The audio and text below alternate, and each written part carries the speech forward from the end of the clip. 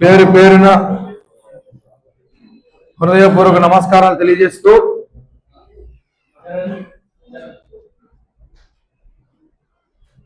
ఆంధ్రప్రదేశ్ రాష్ట్రంలో మరొకసారి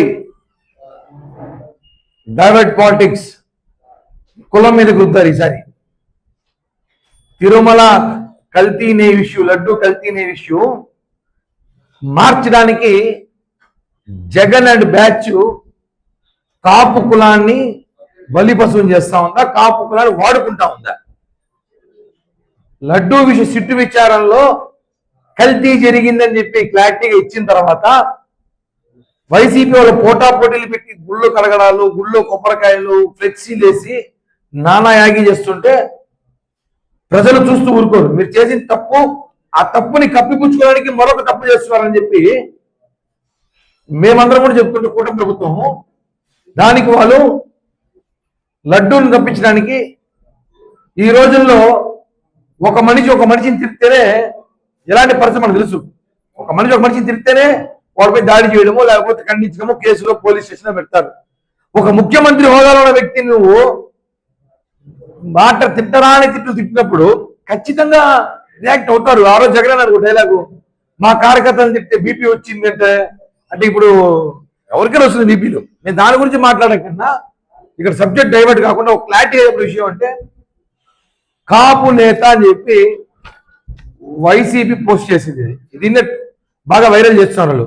ఈయన కాపు నేత అంట, కాపులకి పెద్దంట, ఈయన లేకపోతే కాపు కులమే లేదంట అని చెప్పి కాపుల్ని మోసం చేయడానికి, కాపుల్ని రెచ్చగొట్టడానికి, మరొకసారి కాపులకి కమ్మలకి గొడవ పెట్టడానికి జగన్మోహన్ రెడ్డి చేస్తున్న చిల్లర రాజకీయానికి ఇదొక నిదర్శనం. మీకు ఒక వాయిస్ వినిపించాలి, వినబడుతుంది అనుకుంటా. చూడండి, జూమ్ చేసి చూస్తే బాగుంటుంది అనుకుంటా.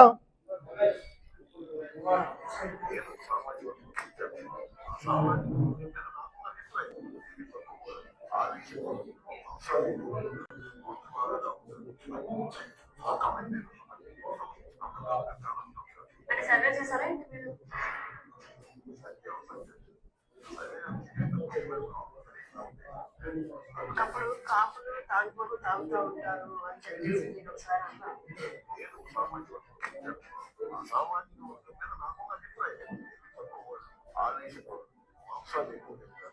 కాపులు తాగుబోతోలు, కాపులు మాంసం తింటారు, నిద్రపోతానే ఉంటారు, రాజకీయానికి పనికిరారు అని ఈ కాపు నేత కాపులు అన్నాడు. ఈరోజు అదే అంబటి రాంబాబు అనేక సార్లు కామెంట్ పవన్ కళ్యాణ్ గారిని తిట్టినప్పుడు పేర్లు ఏం పెట్టాలి అని ఆలోచన చేశాం. ఒక సైడ్ చేశాడు నిత్యం పెళ్లి కొడుకు అని ఒక సైడ్ చేశాడు. పరిశీలిస్తున్నాం, ఇది కూడా నిత్యం పెళ్లి కొడుకు పనికొస్తుందా లేదా ఇది ఒక టైటిల్. పెటాకులు వర్షంలో ఉంది.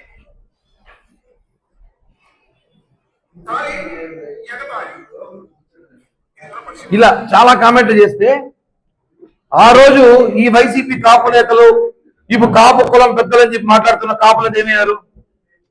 పవన్ కళ్యాణ్ గారి కుటుంబ సభ్యుల్ని, వాళ్ళ తల్లి గారిని, వాళ్ళ భార్య గారిని, వాళ్ళ పిల్లల్ని ఇంట్లోకి వచ్చి దూరుతాం, మీ బెడ్రూమ్ లోకి వస్తామని మాట్లాడితే కూడా ఆ రోజు కాపులు ఏం చేస్తారు?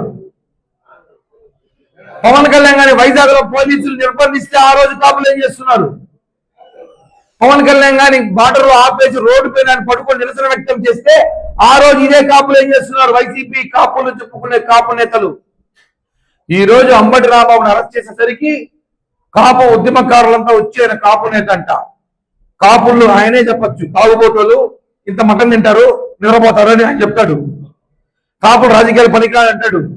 పవన్ కళ్యాణ్ లాంటి వ్యక్తిని తిట్టచ్చు. ఈ రోజు మేము అడుగుతున్నాం అంబటి రాంబాబు కుటుంబ సభ్యుల్ని, వాళ్ళ కూతుర్ని కూడా అడుగుతున్నాం, ఏమమ్మా ఈరోజు పవన్ కళ్యాణ్ గారు స్పందించాలంటావే, ఆ రోజు బోరగడ్డ అనిల్ కానీ ఇంకోటి కానీ మెదవులంతా కలిసి పవన్ కళ్యాణ్ గారి కుటుంబాన్ని ఇష్టం వచ్చినట్టు తిడితే ఆ రోజు గుర్తురాలని మీకు కాపు కులాన్ని అరవీ మాట్లాడలేదా?